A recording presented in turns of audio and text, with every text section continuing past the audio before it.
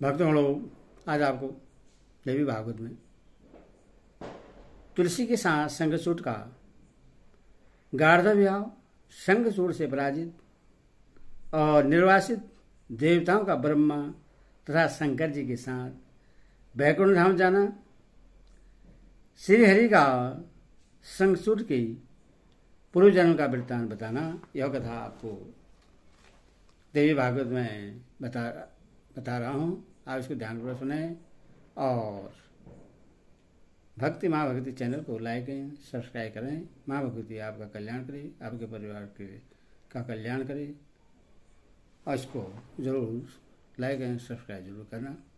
सुनिए, नारद जी बोले, हे भगवान, आपने यह अत्यंत अद्भुत आख्यान सुनाया जिसे सुनकर किसी भी प्रकार से मुझे तृप्ति नहीं हो रही है। हे महामनि, हे महामते, उसके बाद जो कुछ घटित हुआ उससे आप मुझे बतलाइए। श्री नारायण बोले, इस प्रकार शंखचूड़ तथा तुलसी को आशीर्वाद देकर वर्मा जी अपने लोक चले गए। तब दानव शंखचूड़ ने गर्ध विवाह के अनुसार उस तुलसी को पत्नी रूप में ग्रहण कर लिया। उस अवसर पर स्वर्ग में दुंदुभियां बजने लगी और पुष्पों की वर्षा होने लगी। अब वह शंखचूड़ अपने सुंदर भवन में तुलसी के साथ विलास करने लगा। आनंद का अनुभव कर वह तुलसी मूर्छित सी हो गई। वह साध्वी उस समय सुखरूपी निर्जन सागर में निमग्न हो गई थी। काम शास्त्र में जो 64 प्रकार की कलाएं तथा 64 प्रकार के सुख बतलाए गए हैं, वे रसिक जनों के लिए अत्यंत प्रिय हैं। अंग प्रत्यंग के स्पर्श करने से स्त्रियों को सुव्रत लगने वाले जो भी रस श्रृंगार होते हैं, उन सबको रसिकेश्वर शंखचूड़ ने प्रस्तुत किया। अनेक प्रकार के आभूषणों से विभूषित वह रसिक शंखचूड़ पुष्प चंदन से चर्चित तथा रत्नमय आभूषणों से अलंकृत उस तुलसी को साथ में लेकर अत्यंत रमणीक तथा पूर्ण रूप से निर्जन स्थान में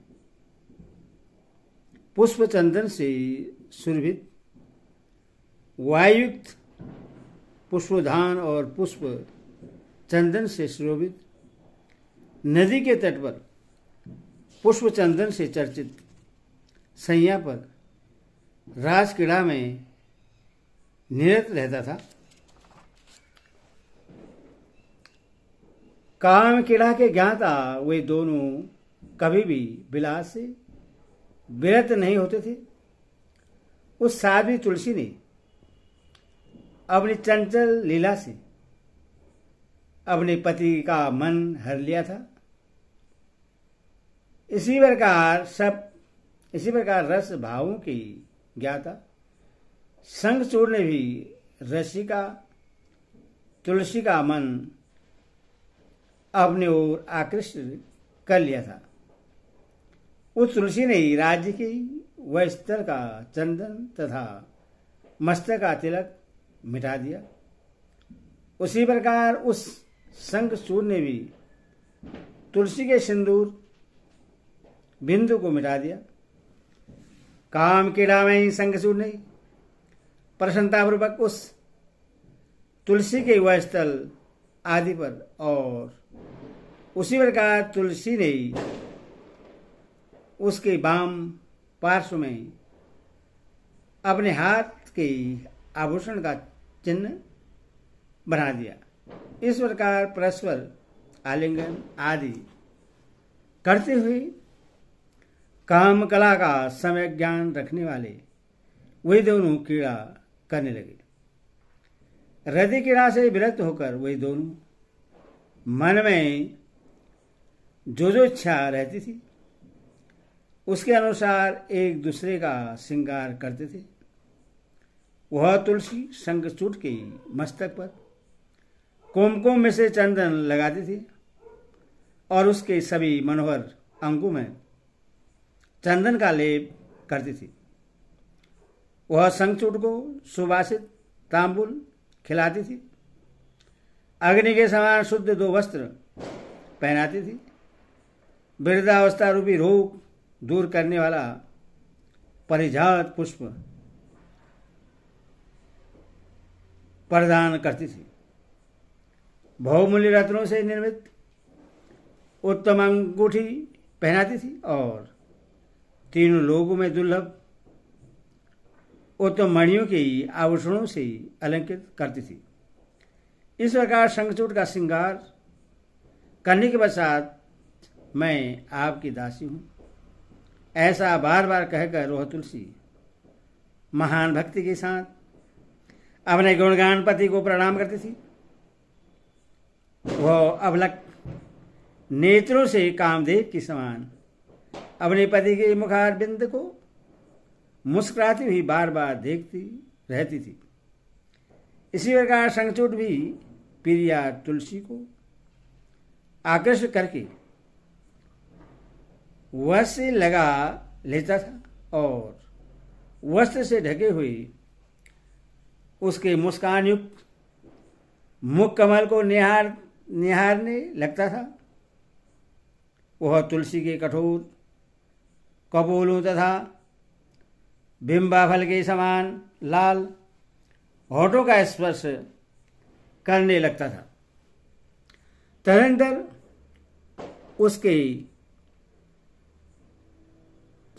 उसने वर्ण के यहाँ से प्राप्त वस्त्रों का जोड़ा और तीनों लोगों में दुर्लभ रत्नमाला उस तुलसी को प्रदान की। इसी प्रकार उसने स्वादेवी से प्राप्त 2 मंजीर पायजेब, छाया से प्राप्त 1 जोड़ी बाजूबंद और रोहिणी से प्राप्त कुंडल, रति से प्राप्त हाथ के आभूषण के रूप में रत्नमय अंगूठी और विश्वकर्मा के द्वारा प्रदत्त अद्भुत तथा मनोहर शंख तुलसी को प्रदान किए। तदंतर विचित्र कमल पुष्पों से सुसज्जित हुई अत्यंत दुर्लभ सैया तथा अन्य भूषण प्रदान करके राजा शंखचूड़ हंसने लगा। उसने उसकी चोटी में मांगलिक आभूषण लगाया और उसके गंड स्थल पर सुगंधित चंदन से 3 चंद्र रेखाओं से युक्त तथा चारों ओर कुमकुम बिंदु से सुशोभित सुंदर चित्र बनाया। शंखचूड़ ने उसके ललाट पर जलती हुई दिव्य शिखा के आकार के समान सिंदूर तिलक लगाया और इस तलकमलिनी को भी लज्जित कर देने वाले उसके दोनों कमल सदृश चरणों में तथा नाखूनों पर प्रसन्नतापूर्वक सुंदर महावर लगाया। तत्पश्चात तुलसी के महावर युक्त चरण कमल को अपने वक्षस्थल पर बार बार रखकर, हे देवी मैं तुम्हारा दास हूं, ऐसा बार बार उच्चारण करते हुए उस शंखचूड़ ने रत्नमय आभूषणों से अलंकृत अपने हाथों से उससे अपने वक्षस्थल से लगा लिया। तदंतर राजा शंखचूड़ वह तपोवन छोड़कर अन्य स्थान पर चला गया। पुष्प तथा चंदन से चर्चित शरीर वाला वह सकाम शंखचूड़ मल्ली पर्वत पर देवस्थलों में, विभिन्न पर्वतों पर, तपोवनों में, अत्यंत रमणीय स्थानों में, निर्जन पुष्पोद्यान में, समुद्र की तटवर्ती अत्यंत सुंदर कंदराओं में, जल तथा वायु से युक्त पुष्पभद्रा नदी के मनोहर तट पर, नदियों तथा सरोवरों के दिव्य तटों पर, बसंत ऋतु में भरभोरों की मधुर ध्वनि से निरादित वनों में, अत्यंत अनुभव तथा आनंद कंद गंधमादन पर्वत नंदन नामक देवोत्थान में, अधो चंद्रमन में, चंपा केतकी तथा माधवी के निकुंज में, कुंद मालती कुमुद तथा कमलों के वन में, कल वृक्ष तथा परिजात के वन में, निर्जन कांचन स्थान में, पवित्र कांचन पर्वत पर, कांची वन में, किचलक, कचुक और काचनाकर आदि स्थानों में, वन में जहां कोयल की मधुर ध्वनि सुनाई देते और पुष्प चंदन की सुगंध से सुरभित वायु बहती रहती थी। पुष्प चंदन से सुसज्जित सैया पर कामना युक्त रमणी तुलसी के साथ इच्छानुसार विहार किया करता था, किंतु न तो दानवेंद्र संगचूट तृप्त हुआ और न वह तुलसी ही तृप्त हुई। अभी तो आहुति से बढ़ने वाली अग्नि की भांति उन दोनों की वासना निरंतर बढ़ती ही गई। तदनंतर वह दानव संगचूट उस तुलसी के साथ अपने आश्रम आकर के वहां अपने रमणी कीड़ा भवन में जाकर बार बार विहार करने लगा। इस प्रकार महान प्रतापी राजेश्वर संगचूट ने पूरे एक मनवंतर तक राज्य का उपभोग किया। वह देवताओं, असुरों, दानवों, गंधर्वों, किन्नरों और राक्षसों को सदा शांत कर देने वाला था। उसके द्वारा छीने हुए अधिकार वाले देवतागण भिक्षुकों की भांति विचरण करते थे, अतः वे सभी अत्यंत दुखी होकर बर्मा की सभा में गए। उन्होंने अपना वृत्तांत बताया और बार बार अत्यधिक विलाप किया। तब विधाता ब्रह्मा जी देवताओं को साथ लेकर भगवान शंकर के स्थान पर गए और वहां पहुंचकर उन्होंने मस्तक पर चंद्रमा को धारण करने वाले सर्वेश्वर शिव से सारी बातें बताई। तत्पश्चात ब्रह्मा और शिव उन देवताओं को साथ लेकर जरा और मृत्यु का नाश करने वाले सभी के लिए अत्यंत दुर्लभ तथा परम धाम श्रेष्ठ वैकुंठ लोक में गए। जब वे श्री हरि के लोक में श्रेष्ठ प्रवेश द्वार पर पहुंचे, तब वहां पर उन्होंने रत्नमयी सिंहासन पर बैठे हुए द्वारपालों को देखा। वे सभी पीताम्बरों से सुशोभित थे। वे रत्नमय आभूषणों से अलंकृत थे। उन्होंने वनमाला धारण कर रखी थी। उनके शरीर सुंदर तथा श्याम वर्ण के थे। शंख चक्र गदा पद से सुशोभित उनकी 4 भुजाएं थी। उनके ही प्रश्न मुखमंडल पर मुस्कान व्याप्त थी और उस मनोहर द्वारपालों के नेत्र कमल के समान थे। वर्मा जी ने उन द्वारपालों को अपने आने का प्रयोजन बताया। तब उन द्वारपालों ने वर्मा को अंदर जाने की आज्ञा दे दी और वर्मा जी ने उनकी आज्ञा पाकर भीतर प्रवेश किया।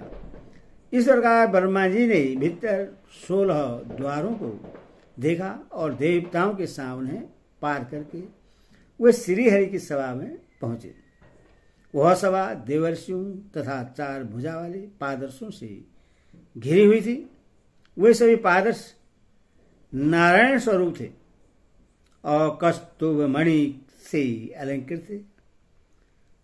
उस सभा का आकार नवीन चंद्रमंडल के समान था। वह मनोहर सभा चकोर थी। वह सर्वोत्तम दिव्य मणियों से निर्मित थी। वह बहुमूल्य हीरों से सजी हुई थी। भगवान श्री हरि की इच्छा से निमित्त उस सभा भवन में बहुमूल्य रत्न जड़े हुए थे। मणिमयी मालाएं उसमें जाली के रूप में शोभा दे रही थी। मोतियों की झालरों से वह सुशोभित थी। मंडलाकार करोड़ों रत्नमयी विचित्र दर्पणों से वह सभा मंडित थी। अनेक प्रकार के रेखा चित्रों से युक्त वह सभा अत्यंत सुंदर तथा अद्भुत प्रतीत हो रही थी। पद्राग मणि से निर्मित वह सभा मणिमय पंकजों से परम सुंदर प्रतीत हो रही थी। वह श्यामतक मणि से बनी हुई 100 सीढ़ियों से युक्त थी। वहां दिव्य चंदन वृक्ष के सुंदर पल्व रेशम के सूत्र से बंधे बंधनवार के रूप में शोभा दे रहे थे। वह मनोहर सभा उत्तम कोटि की इंद्र नील मणि से निर्मित खंभों से आवृत थी। वह उत्तम रत्नों से निर्मित अनेक कलाओं से युक्त थी। पारिजात पुष्पों की माला पंकजों तथा कस्तूरी और कुमकुम से रंजित सुगंधित चंदन के वृक्षों से वह सभा सुसज्जित थी। वह सर्वत्र सुगंधित वायु से सुरभित थी। बहुत से विद्याधरियों की नृत्य से उस सभा की शोभा बढ़ रही थी। वह सभा 1000 योजन विस्तार वाली थी और बहुत से सेवकों से व्याप्त थी।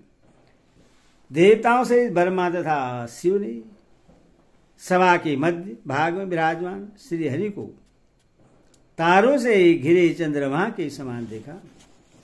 वह बहुमूल्य रत्नों से निर्मित अद्भुत सिंहासन पर विराजमान थे।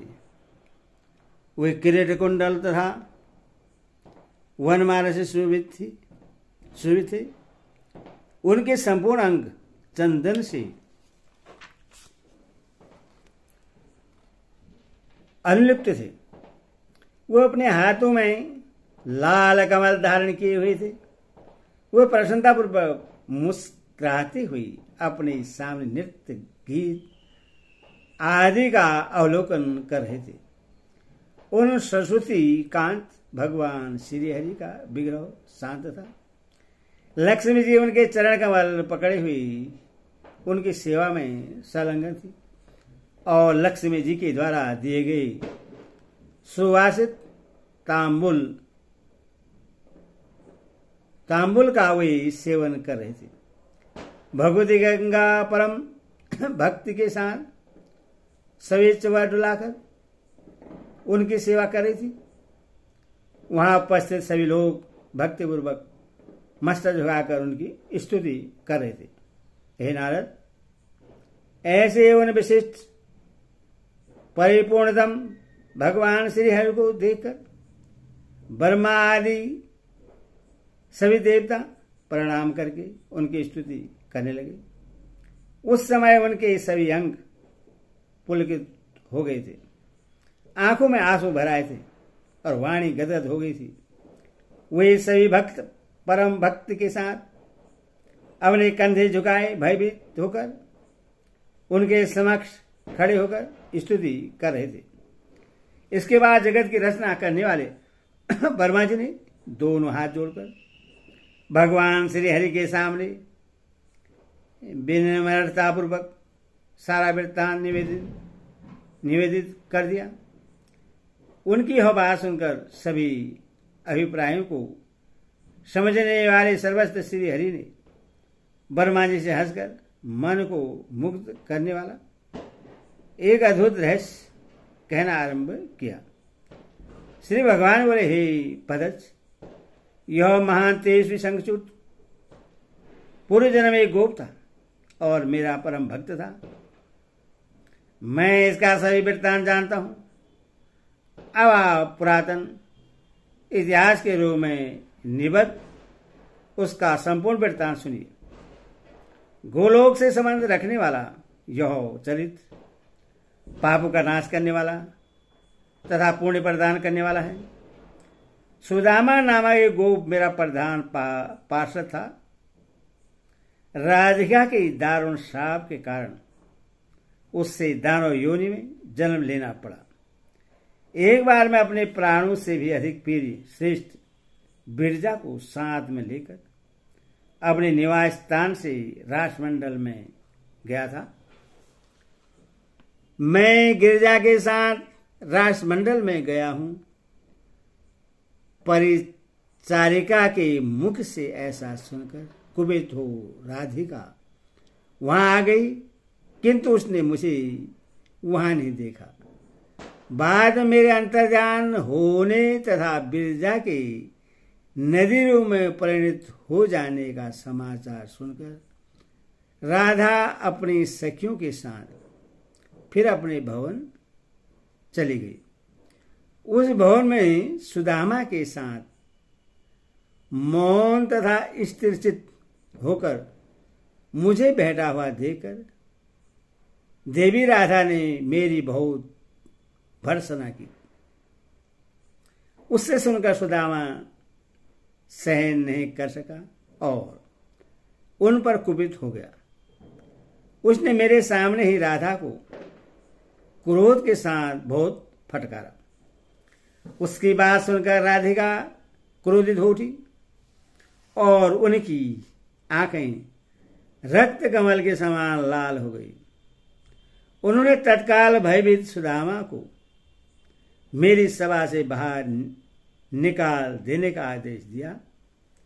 आज्ञा पाते ही प्रबल तेज संपन्न तथा दुनिवार्य सखियों का समूह उठ खड़ा हुआ और उससे शीघ्र ही सभा से बाहर कर दिया। उस समय वह सुदामा बार बार कुछ बोलता जा रहा था।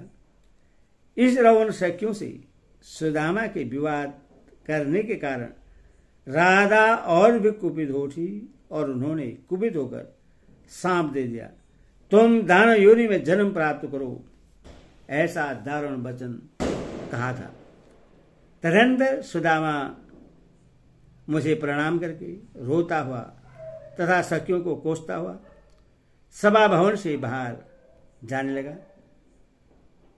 तब करुणामयी राधा ने कृपावश उसके ऊपर फिर प्रश्न होकर उससे रोक लिया और रोते हुए कहा, हे वश ठहरो, मत जाओ, कहां जा रहे हो?